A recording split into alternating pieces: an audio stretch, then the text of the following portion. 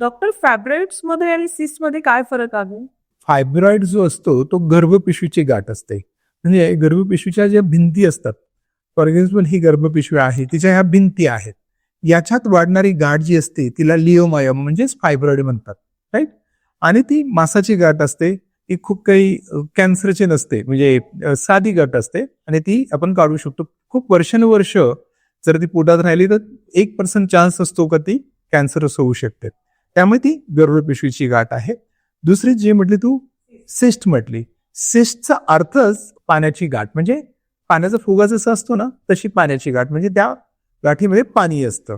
तर बऱ्याच वेळा ओव्हरीला ती सिस्ट तयार होते. तर दॅट इज टोटली डिफरंट. म्हणजे फायब्रॉइड ही गर्भपिशवीची गाठ आणि सिस्ट ही बिजंडा कोशाची गाठ म्हणजे ओव्हरीची गाठ असते, पण ती पाण्याची असते. हा त्यातला बेसिक मेन फरक आहे. सर मला हे सांगू शकाल का की यांचे एज ग्रुप काय असतं? ही जी गाठ असते त्याचं ते केव्हा होऊ शकतं किंवा त्याचे सिम्पटम्स काय असतात? आपण आधी पाण्याच्या गाठीबद्दल बोलू, म्हणजे ओव्हरीच्या गाठींबद्दल बोलू. ओव्हरीची गाठ जर ती सॉलिड असेल तर मग ती वरिंग असते.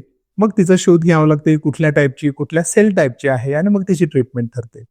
पण तू जर सिस्ट म्हटली, तू जर पाण्याने भरलेली सिस्ट असेल, ती बऱ्याच वेळा फंक्शनल असते. फंक्शनल म्हणजे काय असतं? दर महिन्याला अंडी तयार होतात ओव्हरीमध्ये आणि ते फुटतात. पण बऱ्याच वेळा ती अंडी फुटल्यानंतरही ती तशीच ओपन राहतात आणि त्यात पाणी साचू शकतं किंवा त्यात ब्लड साचू शकतं, म्हणून त्याला हिमोरेजिक सिस्ट किंवा सिम्पल ओव्हरियन सिस्ट म्हणतात. आणि हे जी मेन्स्ट्रुएटिंग फिमेल असते तिच्यामध्ये हे बघितलं जातं, आय मीन सापडतात बऱ्याच वेळा.